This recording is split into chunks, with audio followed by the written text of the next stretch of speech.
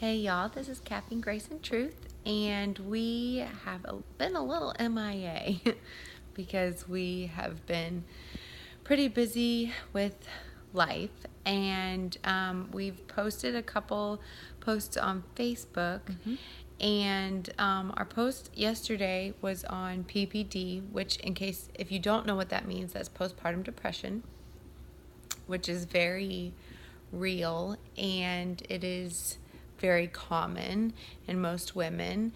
And we also posted today about pep rally, and so we kind of wanted to post a video about how PPD affected us and how it affects each and every person differently. Sometimes it can just be the quote baby blues, and those can be some mood swings for a few weeks after having a baby. And then in some cases, it's pretty severe. And after my second child, I had a pretty severe postpartum depression to the point where I had some pretty dark days or really months where I'd really felt that it was probably best that my kids didn't have me as a mom. And so and it's a lot more common than now for people to be more outspoken about it. And but back then, which really wasn't that far back ago, my second born is almost 5. A lot of people kind of just shoved it under a rug, really. And it was more viewed shameful if you were feeling those kind of feelings. And I really struggled with feeling an attachment towards my first son. Now I adore him, and I love him so much, and I literally could not imagine life without him. But I really struggled at first, really trying to connect, and I felt terrible because, I was like, I'm his mom, and I should want to, to cuddle him and love on him, and it was an active choice. I had to make an active choice to show him the affection that I knew that he deserved. And so oftentimes than not, for a few months, I would tell him.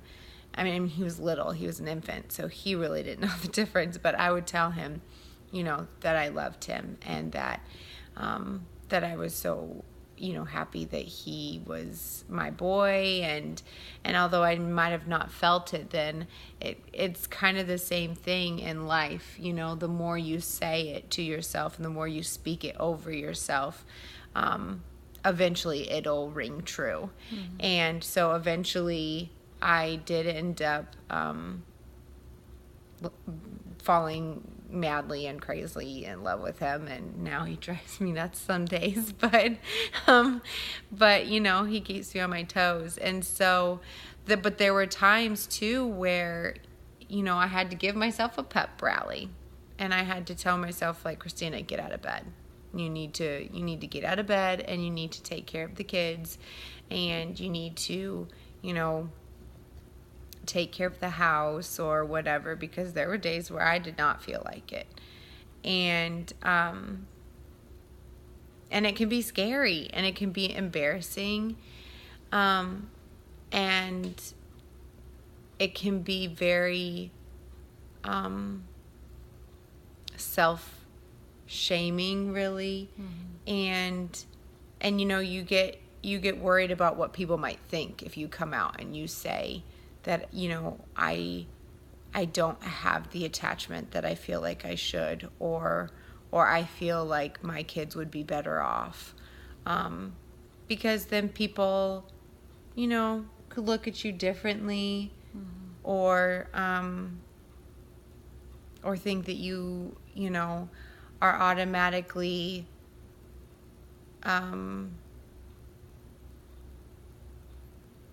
I wasn't to the point where I wanted it wasn't like a suicidal thing. I just felt that it would be better if I just walked out of their life, and that, my husband finds some better person, which sounds funny out loud.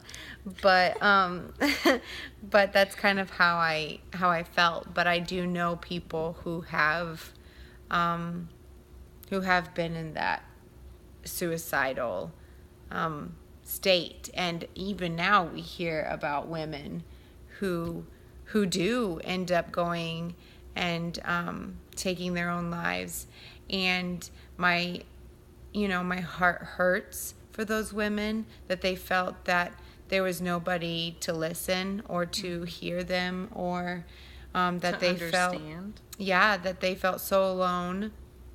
Yeah. And so scared, probably at one point, that they felt that was the best way to go about it. And I guess what I would really encourage anybody would be that if you have those thoughts, that you do reach out, and that you don't hide from that and fear about being shamed or judged, because ultimately your well-being is more important. And I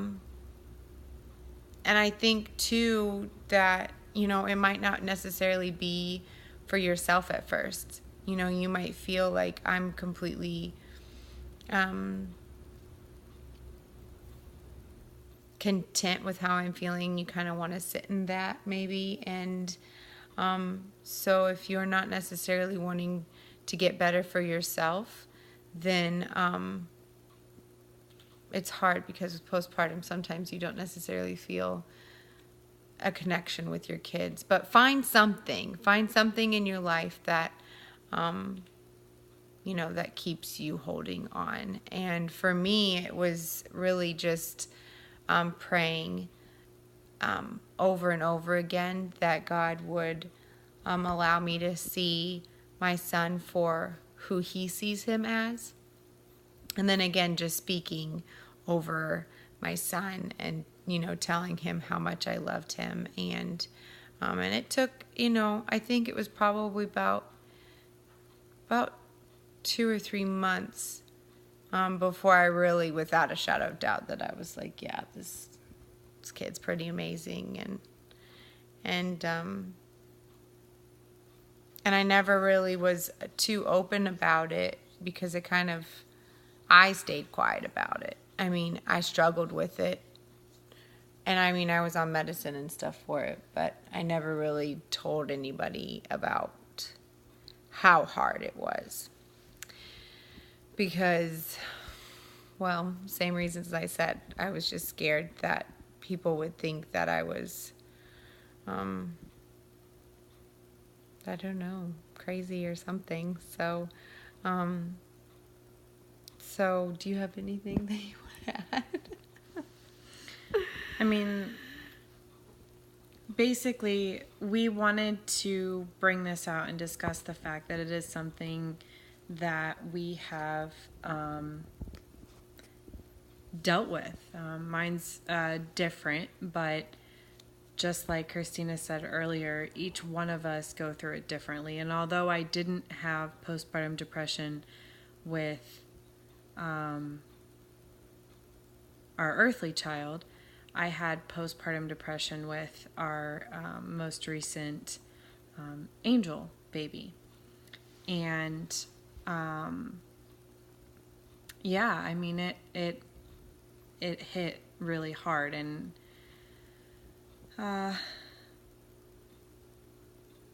I didn't know how to say it.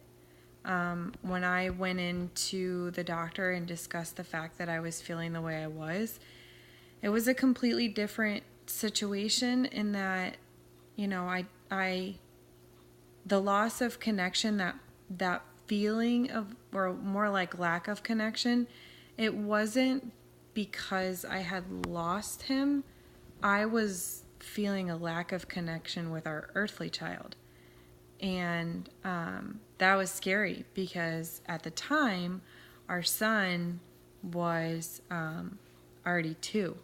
And so, and he was our world. I mean, we had lost 2 babies before him, and, he was a miracle and is a miracle. And feeling like I was losing that connection with him and that love was just,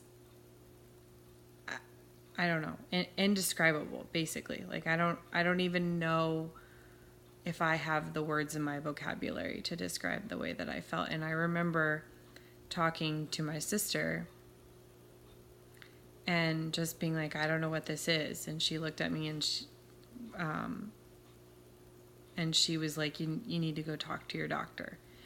And thankfully, because she had experienced, the postpartum depression, when I went in to talk to my doctor, they immediately put me on medications to help. And they did for a little bit. I mean, I'm sensitive to medications, so it's different. But basically, we want to make sure that we discuss it and let you guys know that, yes, if you feel that you would rather start off the discussion with us, feel free to do that. And we will provide you all of the possible resources we are able to. But please do not be afraid to talk to your doctor. If you are fearful of talking to your family and their reactions, at the very least, go talk to your doctor for your well-being as much as anyone around you. It doesn't matter if it's a child or a parent or a spouse or a sister. Go talk to somebody, okay? Because you'll be amazed at how much relief you get just from having that discussion. And definitely pep rally every single day for yourself, for your family, for your kids. And when I say family, I mean like extended family, right? Like aunts and uncles and grandparents and things like that. But basically, remember that, I believe it's Psalms 39, right? 39:19, I think. Fearfully and wonderfully made. Oh.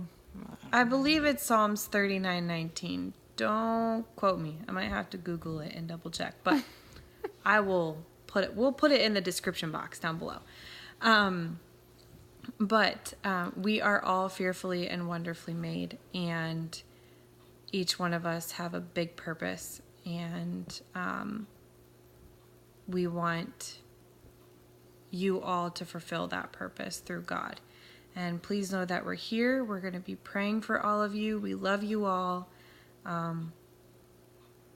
If you know someone who is suffering from it, please just reach out and just pray for them. You don't have to say, is there something I can help with? Because oftentimes, during those moments, we're not looking for that. We're looking for someone that says, that sucks. I'm sorry you're feeling that way. Let me pray for you. And pray right there on the spot. Yeah, don't wait. Don't say, yeah, I'll pray for you, and then, because then you'll forget, and then it won't really be prayed. Like, if you really do want to pray for them, then just right then, like, okay, hey, I'm really sorry, that you're feeling this way, and, and still offer if there's anything that you can do physically for them. But like, start with prayer. Yeah, and then pray right then, Mm-hmm. because then that shows that that you're really genuinely supporting them, and that you're taking time out of your day to really focus and, you know, have them be the center of it. And sometimes that's enough. Sometimes that is, you know, what they needed, because the kids, you know, kids are constantly needing us as moms. And so to have at least someone really focus on us and our needs, even if it's not a physical need, just hearing us out and hearing what we feel and how, you know, even if we can't really describe how we're feeling, having someone take that time out of their day to, you know, to pray and to focus and hear us out, sometimes is that little glimpse of light in what can seem like a very dark place. So it's a pretty heavy vlog tonight, but we did want to just kind of speak out of our own circumstances and our own experiences with it. So please reach out and speak to somebody, or if you know someone who's struggling, then just ask, you know, really how they're feeling. And then if they really don't want to talk about it, then just be like, well, you know, you've just been on my heart, or, you know, God's laid you on my mind, and just know that, you know, I'm here if you need me. And then again, ask if you can pray with them in that moment. And then just ask before you pray silently, just pray silently to the Holy Spirit, that he would guide you to say the words that friend needs to hear from God. And but it is now very late and we have early mornings. So like my sister said, we love you.